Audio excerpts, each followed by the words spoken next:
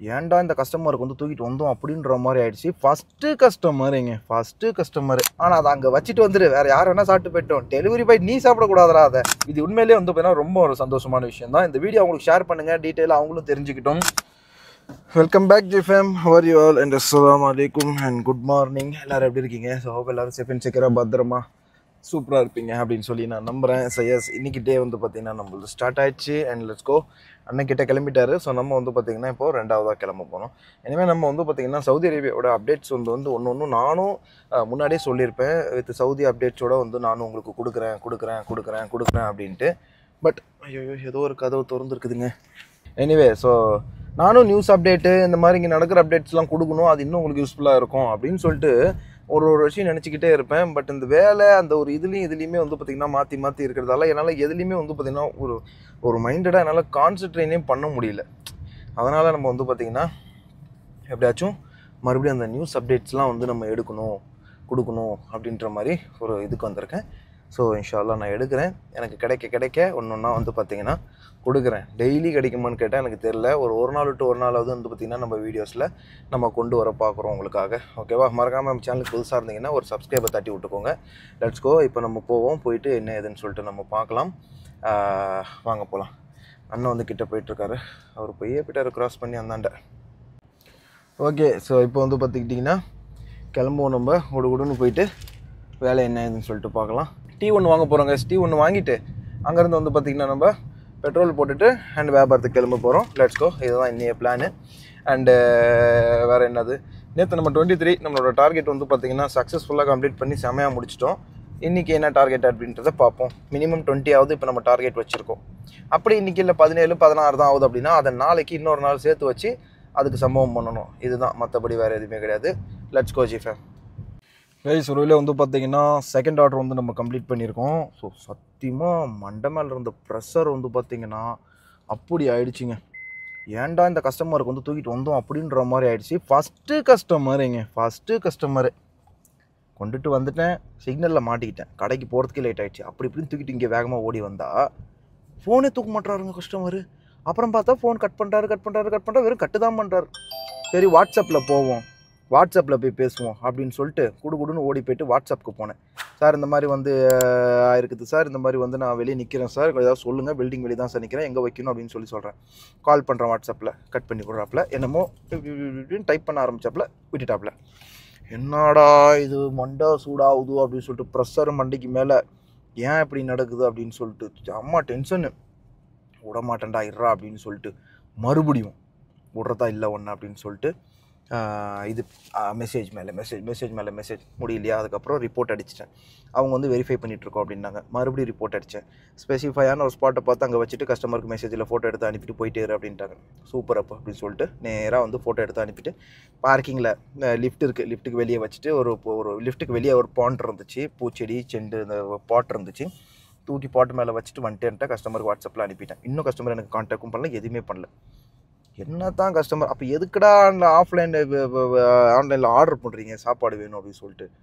மொதல் ஆர்டரே நமக்கு ப்ரெஷர் ஆகிடுச்சு.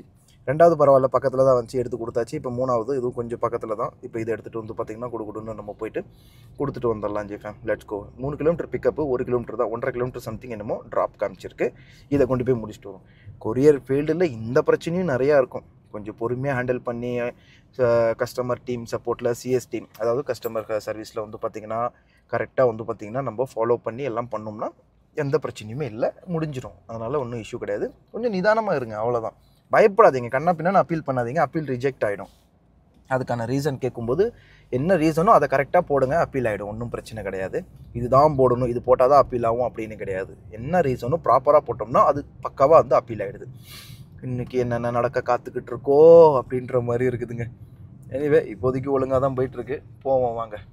ஃபேன்ஸ், ஒருவேளை வந்து பார்த்துக்கிட்டிங்கன்னா நம்ம 9வது ஆர்டர் வந்து பார்த்திங்கன்னா எடுத்துகிட்டு போய்கிட்டு இருக்கோம். ஸோ இன்றைய முக்கிய அப்டேட் வந்து பார்த்திங்கன்னா சவுதி அரேபியாவில் ஒரு புதிய சட்டத்தை ஏற்றிருக்கிறாங்க. விச் இஸ் அக்டோபர் 6ஆம் தேதியே வந்து பார்த்திங்கன்னா இம்ப்ளிமெண்ட் வந்து பண்ணிட்டாங்க. ஆக்சுவலாக அது என்ன அப்படின்னு வந்து பார்த்திங்கன்னா, இனி சம்பளம் கிடைக்காதவங்களாம் பயப்பட தேவையில்ல. ஸோ அவங்களுக்கு வந்து பார்த்திங்கன்னா இப்போ அதாவது ஒரு மாதத்துக்குள்ளே உங்களுக்கு சம்பளம் கிடைக்கவில்லை என்றால் ஸோ நீங்கள் தாராளமாக வந்து பார்த்திங்கன்னா ஆன்லைன் லேபர் கோட் இருக்குல்ல, ஸோ அது மூலியமாவோ அல்லது வந்து பார்த்தீங்கன்னா மினிஸ்ட்ரி ஆஃப் நாஜிஸ், அதாவது நிதித்துறை. ஸோ இது மூலியமாக நீங்கள் வந்து பார்த்தீங்கன்னா கம்ப்ளைண்ட்டை ரேஸ் பண்ணி, இது வந்து யாரெல்லாம் பண்ண முடியும்னு பார்த்துக்கிட்டிங்கன்னா 30 நாட்குள்ளே உங்களுக்கு சம்பளம் கிடைக்கல அப்படின்றவங்க மட்டும் தான் கம்ப்ளைண்ட் ரேஸ் பண்ண முடியும். அதுவும் யார் ரேஸ் பண்ண முடியும் அப்படின்னு பார்த்தீங்கன்னா, இப்போது எல்லாருமேலாம் ரேஸ் பண்ணிட முடியாது. இப்போ நீங்கள் கம்பெனியில் இருக்கீங்க, உங்களுக்கு கோஷி கிவா அக்ரிமெண்ட்லாம் வந்து பார்த்தீங்கன்னா பக்காவாக போட்டிருக்கிறாங்க அப்படின்ற பட்சத்தில் இது வந்து பார்த்தீங்கன்னா நடக்கும். 6ஆம் தேதி வந்து பார்த்தீங்கன்னா அமலுக்கு வரும் அப்படின்ற மாதிரி இம்ப்ளிமெண்ட் பண்ணிடுவோம் அப்படின்ற மாதிரி சொல்லியிருக்கிறாங்க. 30 நாளைக்கு சம்பளம் கொடுக்கலனா இது நீங்கள் வந்து நம்ம இது மூலியமாக அப்டேட் பண்ணிடலாம். வித்தின் ஒரு 5 டேஸில் வந்து பார்த்தீங்கன்னா கம்பெனி வந்து நமக்கு ரெஸ்பான்ஸ் பண்ணுவாங்க அப்படின்ற மாதிரி இந்த ஒரு புதிய சட்டத்தை கொண்டு வந்திருக்காங்க. Which is really good. நிறைய பேருக்கு வந்து பார்த்தீங்கன்னா சம்பளம் கிடைக்காம எவ்வளோ கஷ்டப்பட்டுட்டு இருக்காங்க. இந்த மாதிரி இருக்கும் பட்சத்தில் நம்ம தாராளமாக வந்து பார்த்தீங்கன்னா பண்ணலாம். நம்ம கியூஆல இருக்கிறோம், நம்மளுக்கு ப்ராப்பராக எல்லாம் வந்து பார்த்தீங்கன்னா இருக்குது அப்படின்னா அதில் ஒரு நம்பர் ஒன்று இருக்கும், இன்டாஸ்மெண்ட் நம்பர் சம்திங் என்னமோன்னு. அது மூலியமாக வந்து பார்த்தீங்கன்னா நீங்கள் வச்சு ரேஸ் பண்ண முடியும். அண்ட் மினிஸ்ட்ரி ஆஃப் நாஜிஸ்லேயும் நீங்கள் ரேஸ் பண்ண முடியும். இப்போ எல்லாமே வந்து பார்த்தீங்கன்னா கிட்டத்தட்ட ministry of labour and ministry of sorry, நான் லேபர் கோர்ட்டுன்னு ஆடுன்னு சொல்லிட்டேன். லேபர் கோர்ட்டு கிடையாது, ministry of labour and ministry of நாஜிஸ் அண்ட் நிதித்துறையும் இந்த வேலைத்துறையும் அப்புறம் இன்னொன்று என்னமோ ஒன்று இருக்குது, ஐயோ அதை மறந்துட்டேன். அந்த இது மூணுமே இந்த வெப்சைட்லாம் வந்து பார்த்தீங்கன்னா கோஷி இதெல்லாம் வந்து பார்த்தீங்கன்னா இப்போ மூணுமே ஒன்றுக்கு ஒன்று லிங்க் ஆகிருக்குது அப்படின்ற மாதிரி சொல்கிறாங்க. ஸோ அவங்க வந்து பார்த்தீங்கன்னா நீங்கள் கம்ப்ளைண்ட் ரைஸ் பண்ணும் பட்சத்தில், ஓகேங்களா, கம்ப்ளைண்ட் ரைஸ் பண்ணும் பட்சத்தில் அவங்க ரிவ்யூ பண்ணுவாங்க உங்களுக்கு சம்பளம் வந்திருக்கா இல்லையா அப்படின்னு சொல்லிட்டு.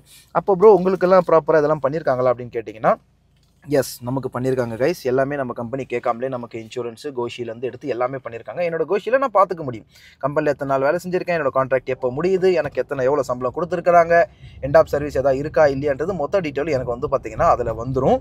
என்னால் பார்த்துக்க முடியும். எனக்கு கொடுக்கலனா கண்டிப்பாக நான் வந்து ரேஸ் பண்ண முடியும். வித்தின் 1 வீக்கில் எனக்கு சேலரி கிடச்சிரும். இல்லை சில பேருக்கு இந்த மாதிரியும் இருக்கும். என்ன அப்படின்னா, ஒரு பாதி சம்பளம், ஒரு குறிப்பிட்ட சம்பளத்தை கொடுத்துருப்பாங்க, மீதி சம்பளத்தை இன்னும் கொடுக்கல. அப்படிங்கும் பட்சத்தில் அவங்க வந்து பார்த்தீங்கன்னா 90 நாட்களுக்கு பிறகு இதை வந்து கம்ப்ளைண்ட் ரைஸ் பண்ண முடியும். ஆன்லைனில் எங்கேயுமே நீங்கள் போக தேவையில்ல. எல்லாமே வந்து பார்த்தீங்கன்னா ஆன்லைன் மூலமாக தான். பட் இப்போதைக்கு அது எப்படி அப்ளை பண்ணணும் போகணுன்றதெல்லாம் எனக்குமே தெரியாது. அந்த அப்டேட் வந்த உடனே நான் உங்களுக்கு வந்து ஷேர் பண்ணுறேன். பட் இப்போதைக்கு இந்த பிளாட்ஃபார்ம் மூலியமாலாம் நம்ம சம்பளத்தை பெற்றுக்கொள்வதற்காக கம்பெனி ஒரு வேலை கொடுக்கல அப்படின்னா நம்மளால் பண்ண முடியும். இந்த 1 மாதம் ஆச்சு அப்படின்னா, 1 மாதத்துக்குள்ளே உங்களுக்கு கொடுக்கல அப்படின்னா நீங்கள் இது பண்ணலாம். அப்படி இல்லை பாதி சம்பளம் கொடுத்துருக்காங்கன்னா அவங்க வந்து பார்த்தீங்கன்னா 90 நாட்கள் கழித்து தான் பண்ண முடியும். இது வந்து 6ஆம் தேதியிலேருந்து அக்ரிமெண்ட்டு புதுசாலாம் போடுறாங்களே அவங்களுக்கு இம்ப்ளிமெண்ட் ஆகிட்டுருக்கு. அப்போது முன்னாடியே போட்டவங்களுக்கு என்ன ப்ரோ அப்படின்னு கேட்டிங்கன்னா, அது மெதுவாக பின்னாடியே இம்ப்ளிமெண்ட் ஆகிட்டே வந்துடும் அப்படின்றத சொல்லியிருக்கிறாங்க. 6ஆம் தேதியிலேருந்து இது ஸ்டார்ட்டு. அண்ட் இப்போ முன்னாடியே கோஷி அக்ரிமெண்ட் அது இதுன்னு எல்லாம் பண்ணவங்க அவங்களுக்கு வந்து பார்த்திங்கன்னா இன்னும் கொஞ்ச நாளில் அதுவும் வந்து பார்த்திங்கன்னா அப்டேட் ஆகிடும். அண்ட் அவங்களும் பண்ணலாம் அப்படின்ற மாதிரியான தகவல் இப்பொழுது வந்து பார்த்திங்கன்னா அரசு தரப்பிலிருந்து, சவுதி அரேபியா கவர்மெண்ட் தரப்பிலிருந்து இப்போ வெளியாகிருக்கு. இது உண்மையிலேயே வந்து பார்த்தீங்கன்னா ரொம்ப ஒரு சந்தோஷமான விஷயம் தான். இந்த வீடியோ அவங்களுக்கு ஷேர் பண்ணுங்கள், டீட்டெயிலாக அவங்களும் தெரிஞ்சுக்கிட்டோம். உண்மையிலேயே வந்து பார்த்திங்கன்னா குட்டாக இருக்கும். இதை பற்றி டீட்டெயில் வேணும்னா உங்களுக்கு நான் டிஸ்கிரிப்ஷனில் போடுறேன். நான் மறந்துடாமல் இருந்தால் சரி தான். எல்லாத்தையும் நான் போடணுன்னு தான் நினைப்பேன், நான் மறந்துடுறேன். ஸோ கண்டிப்பாக வந்து பார்த்திங்கன்னா உங்களுக்கு போடுறேன். இந்த மாதிரி முக்கியமான தகவல்கள் இனிமேல் நம்ம வந்து அப்பப்போ எடுத்து கொடுப்போம். ஓகேங்களா, வர கொடுக்குறேன். சவுதி நியூஸ்னு பார்த்தீங்கன்னா ஏகப்பட்டது இருக்கும். நம்ம ஆளுங்களுக்கு தேவையான நியூஸ் வேணும்ல, அதுதான் நமக்கு முக்கியம்.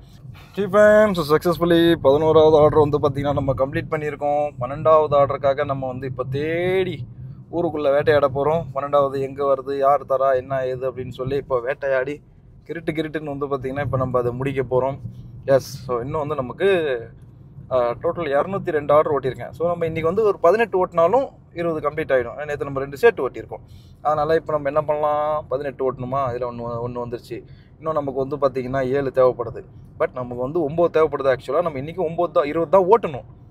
பட் நேற்று நம்ம 2 எக்ஸ்ட்ரா ஓட்டி வச்சுருக்கோம். அப்படிங்கிறதால இன்றைக்கி நம்ம 2 கம்மி ஓட்டினாலும் பிரச்சனை கிடையாது. பட் நம்ம 20 தான் ஓட்டணும். அந்த 2 எக்ஸ்ட்ரா இருக்குது பார்த்திங்களா, அது என்றைக்காவது கஷ்டமான சூழ்நிலையில் நமக்கு அது கை கொடுக்கும். அந்த டைமில் அதை வச்சு நம்ம டேலி பண்ணிக்க வேண்டியதான். பிகாஸ் நம்ம வந்து பார்த்திங்கன்னா 600 அடிக்கணும். அதை அடித்தா தான் நம்மளுக்கு வந்து பார்த்திங்கன்னா கொஞ்சம் எக்ஸ்ட்ரா சேலரி கிடைக்கும். ஏன்னா கம்பெனிக்கு 400 ஆர்டர் கொடுத்துட்டோன்னா மீதி இருக்கிறதுக்கு நமக்கு ஏதாவது ஒரு பலன் கிடைக்கும் அதுக்கு. அதனால தான் எனிவே, ஸோ அதை எப்படி என்ன ஏதுன்னு சொல்லிட்டு நம்ம பார்த்து பண்ணிக்கலாம். இப்போ சிட்டிக்குள்ளே ஓடுவோம். அகெயின் போடுறா ஏசி போடாமல் மறந்துட்டேன் கைஸ். ஓகே, மணி வந்து பார்த்திங்கன்னா 3 ஆயிடுச்சு. இப்போ தான் 12வது தேடி நம்ம நோக்கி போயிட்டுருக்கோம். வரட்டும், ஆர்டர் வந்துச்சுன்னா அக்செப்ட் பண்ணிவிட்டு குடுன்னு ஓட வேண்டிதான்.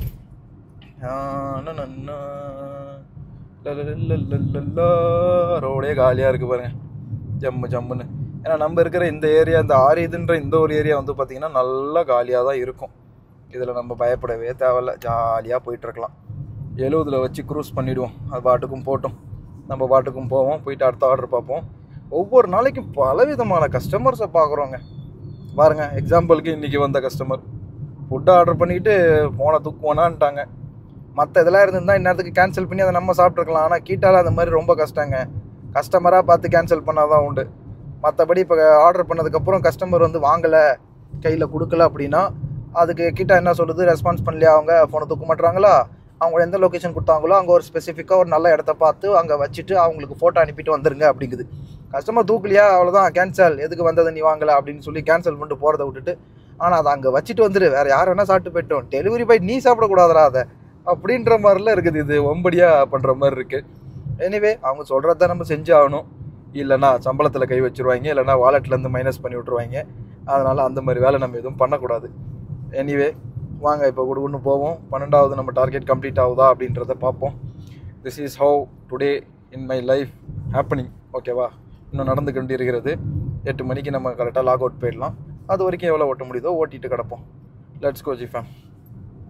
ஒரு வழியாக வந்து பார்த்துக்கிட்டிங்கன்னா சூப்பராக நம்மளோட டார்கெட் வந்து இன்றைக்கி 17 தான் ஆயிருக்கு. வேறு வழி இல்லை, ஒன்றுமே பண்ண முடியாது. இன்றைக்கி சாட்டர்டே அப்படின்றதால ஒன்றுமே பப்பு வேவலை. இப்போ எங்கடா வந்திருக்கோம் அப்படின்னா லூலுவுக்கு உள்ளே போயிட்டு சமைக்கிற ஐட்டம்ஸ்லாம் வந்து பார்த்திங்கன்னா கொஞ்சம் வாங்கலாம் அப்படின்னு. பிகாஸ் நடன ரூமில் தான் சாப்பிட்றோம். பட் மேக்ஸிமம் அப்பப்போ நம்ம வெளியே சாப்பிட்ற மாதிரி ஆகிடுது. ஏன் அப்படின்னா அவருக்கு டியூட்டி வந்துடுது. ஸோ நம்ம ரூமில் கொஞ்சம் ஜாமான் வாங்கி வச்சுக்கலாம். அவர் சமைக்காத அன்றைக்கி முன்னாடியே சொல்லிட்டாருன்னா நம்ம அதுக்கான ஏற்பாடு பண்ணிக்கலாம். அதனால தான். ஸோ இப்போ நம்ம நேராக லூலு போயிட்டு தேவையான சாமானை வாங்கிட்டு வரலாம். வாங்க ஜிஃபேம்.